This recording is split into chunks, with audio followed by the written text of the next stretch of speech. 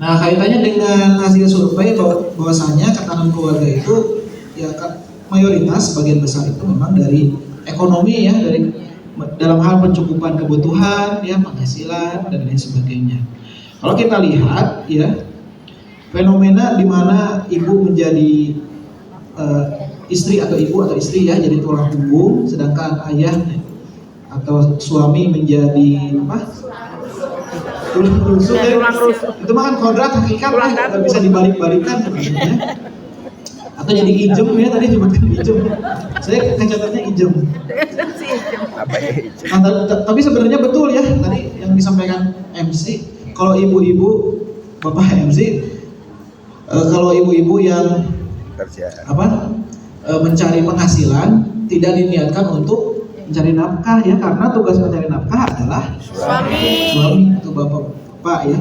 Karena kan kita setelah akad nikah pun juga kan ada sikat taklik ya yang dibacakan, kan itu ada kewajiban untuk menafkahi ya lahir dan batin. Nah, cara untuk mengatasinya fenomena tersebut ya, ataupun ya hal yang memang terjadi ya dengan adanya penyuluhan sebenarnya. Tapi kalau penyuluhan kan satu arah ya. Penyuluhan bisa efektif jika ada kesadaran. Nah, gimana cara ibu-ibu menyadarkan suaminya agar kembali ke kodratnya mencari nafkah. Tapi hati-hati ulah diseselan, apalagi diredahkan, karena harga diri laki-laki itu paling utama ya, dan gengsi. Ya, ini pengalaman ya. Jadi ya gunakan bahasa yang halus, ajakan, dan ya sekali-kali puji dulu ya. Ya, jadi ada penyuluhan pun juga tidak efektif jika tidak ada kesadaran ya. Kesadaran itu mulai dari dinasihati, diberikan contoh, tapi jangan dipermalukan ataupun dihina ya. Musep jangan ya. Itu musep mah hobi ya. Merah burung hobi, nggak masalah.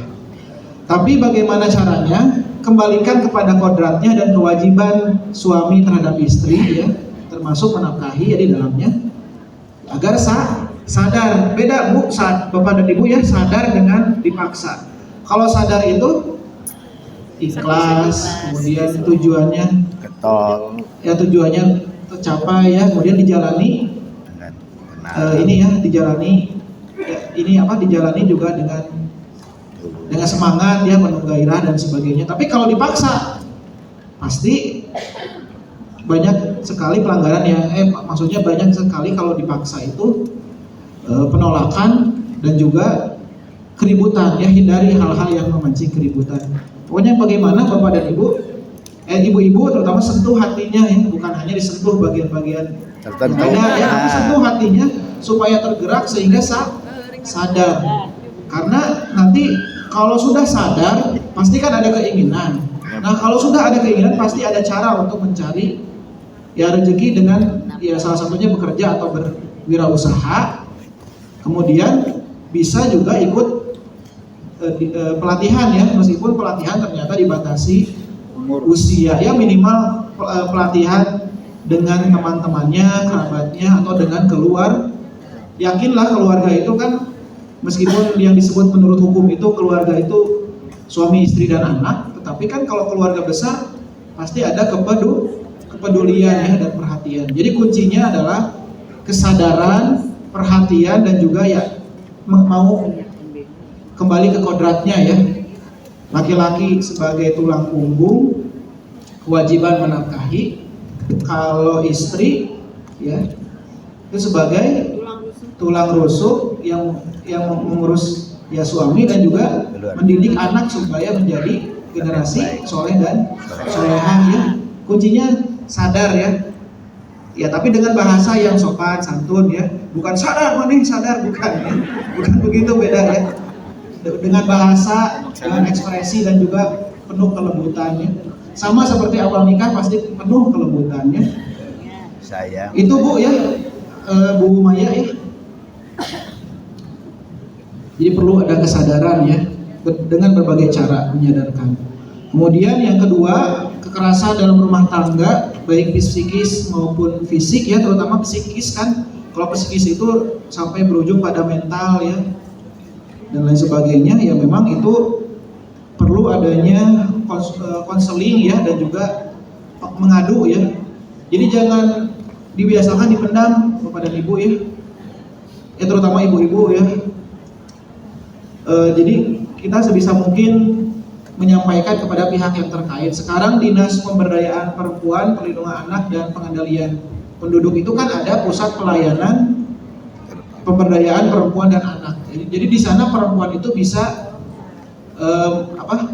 menerima fasilitas berupa konseling ya, keluhan dan lain sebagainya itu bisa disampaikan dan juga bisa diberikan solusi. Jadi jangan sungkan untuk berbicara, menyampaikan pendapat ya, dan juga berkonsultasi ya, dan juga ya Pak RT dan Pak RW-nya juga aktif menyampaikan. Jadi ada ya Dinas Pemberdayaan Perempuan yang memang menyediakan layanan ya pemberdayaan perempuan dan anak, terutama konsultasi, konseling masalah kaitannya dengan keluarga, terutama ya kekerasan dalam rumah tangga. Tapi kalau bisa ya jangan dibiarkan ya terjadi. Kalau misalkan ada tanda-tanda kekerasan dalam hal sering mengucapkan kasar ataupun perlakuan fisik, mengancam ya, kita harus bersuara, minimal menyampaikan kepada pihak yang terkait atau kembali kepada orang yang punya kemampuan untuk menasihati ya. Kalau tidak bisa dinasihati oleh pasangan ya oleh keluarga. Kalau keluarga tidak bisa, oleh tetangga atau tokoh masyarakat ya. Semuanya harus punya peran ya agar kekerasan dalam rumah tangga itu bisa dicegah, diredam atau tidak ada ya. Dan ibu-ibu juga dan bapak-bapak juga harus banyak komunikasi ya. Banyak pertengkaran yang terjadi karena miskomunikasi atau istilah bahasa Latinnya hare-hare gitu ya. Jadi tidak boleh ada hare-hare ya, acuh tidak acuh ya. Harus kembali kepada niat ya. Pernikahan itu untuk apa Bapak dan Ibu? Beribadah ya, selain juga kita melangsungkan hidup dan meneruskan keturunan, tetapi kalau kita diniatkan dengan ibadah, pasti semuanya terasa berkah ya.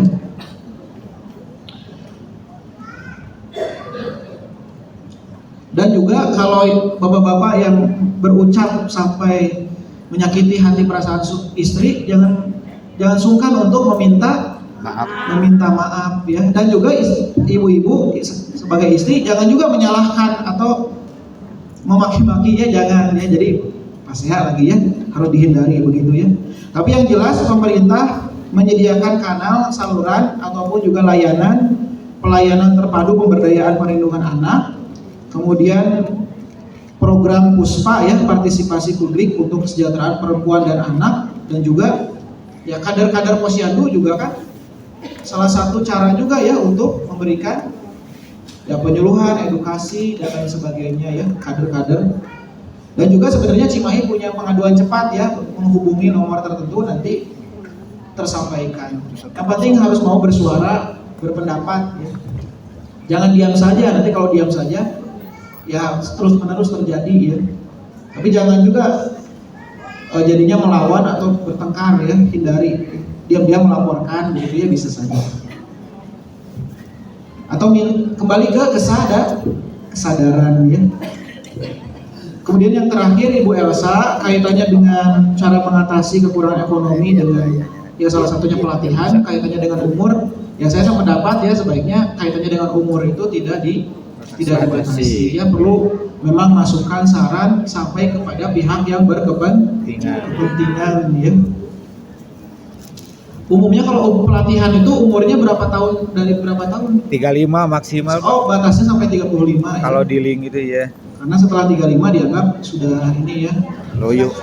Sudah bukan dia memang pralansia tetapi dianggap terampil ya, mapan dan lain sebagainya. Itu ya kaitannya dengan umur memang jadi masukan dan dia jadi catatan ya bagi pemerintah Kota Cimahi melalui DPRD nantinya. Masih semangat. Demikian Bapak-bapak dan Ibu-ibu. Selanjutnya silakan. Baik Bapak Ibu, kita beri tepuk tangan untuk Pak Ade. Masih ada waktu Pak Ade, jadi kita tambah untuk sesi Berpatroli ya, ataupun menyisir tempat-tempat yang menjadi tongkrongan anak-anak ya. Meskipun sebenarnya anak sekarang tuh lebih kritis dinasehatin malah Kelawan. bagus punya jawabannya.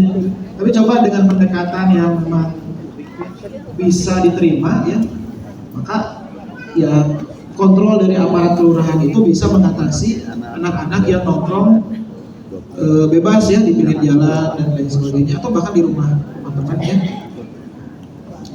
Yang tentunya yang mengganggu ya.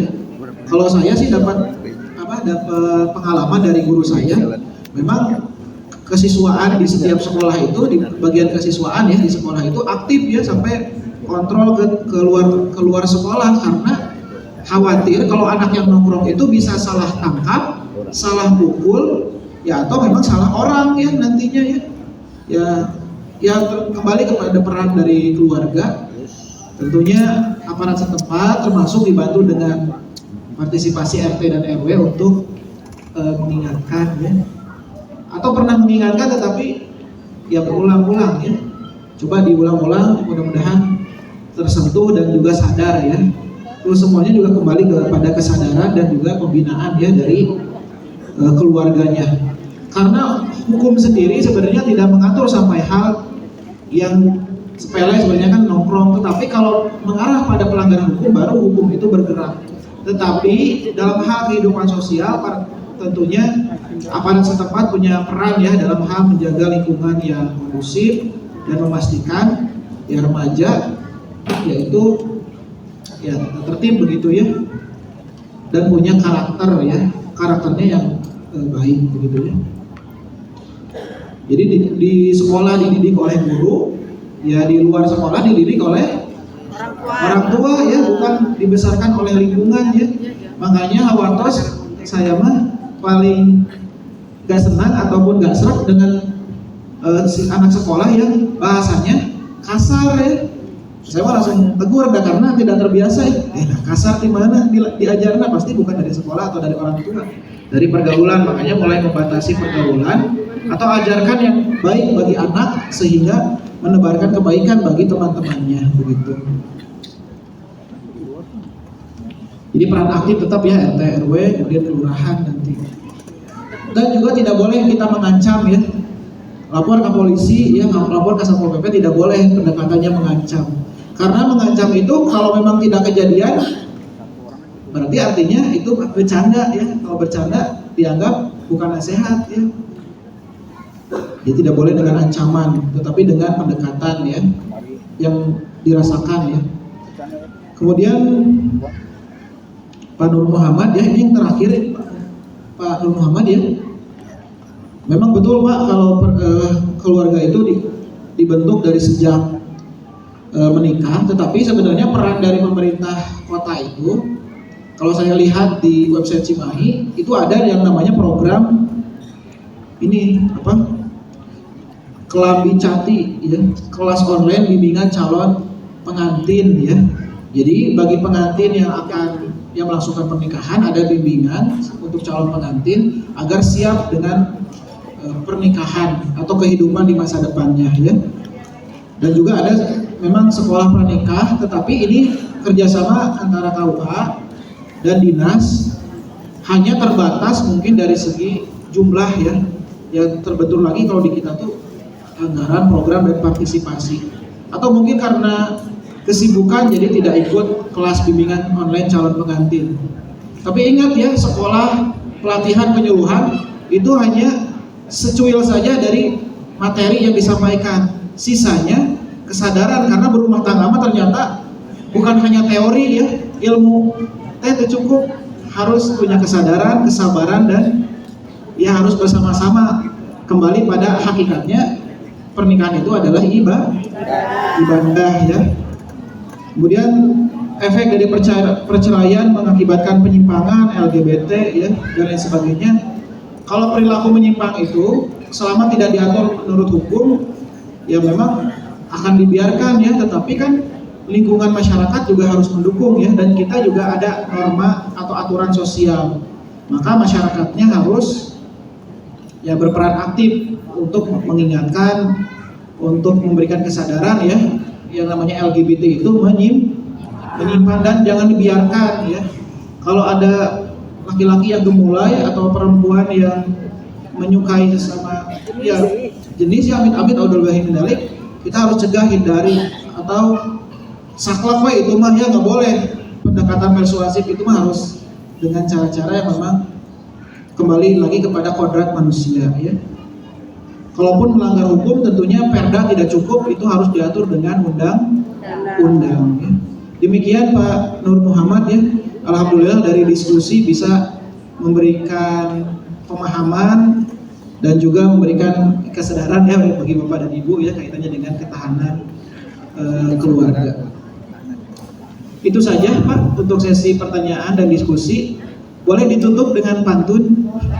Ada dua. Yang pertama bahasa Sunda ya. Tadi kan nyesep hawa, ini angin ngahiliwir. Angin ngahiliwir itu. Angin ngahiliwir di Cipagerang. Nama watiis kanuraga. Nah sakitu wae nu tiasa didugikan. Ayo orang mewujudkan ketahanan keluarga. Yang terakhir, saninten buah saninten. Sanintenna di Parapatan. Nah, hapunten abdi hapunten pilih ayah Parapatan. Selamat Pak MC. Baik, terima kasih Pak Ade.